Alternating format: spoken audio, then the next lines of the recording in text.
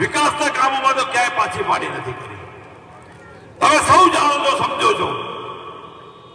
આપણી પાસે ગમે તેટલો પૈસો હશે, આ ધોળી તળી બેઠી છે, આપણા આગળ 25-50 લાખ, 2-5-10 કરોડ રૂપિયા છે, 25 કરોડ રૂપિયા છે, પણ આપણા બેન દીકરીની સલામતી સુરક્ષા નહીં હોય તો એ પૈસો કોઈ જ કામનો નથી.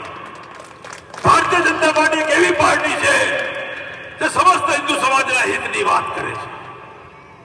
આ તો તમે અહીંયા રહો છો એ ઘણું સારું છે કે અહીંયા કોઈ આલિયા પાલિયા જમાલિયા ઉભા નથી રહ્યા, અને તમે બધા સક્ષમ છો કે ઉભા થવા દેવા ન થાય એની સતત ચિંતા કરવા વાળા છો.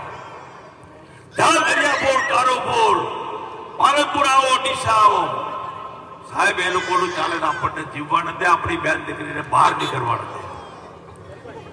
આવી પરિસ્થિતિ છે. કોંગ્રેસ એ લોકોને છાવરે છે. હું ડંકાની ચોટ ઉપર કહું છું કે કોંગ્રેસને એમના વોટની જરૂર છે, આપણા હિન્દુ સમાજના વોટની જરૂર નથી. આપણે સૌએ સમજવાની જરૂર છે. ભગવાન શ્રી રામજીનું મંદિર અયોધ્યામાં બનાવ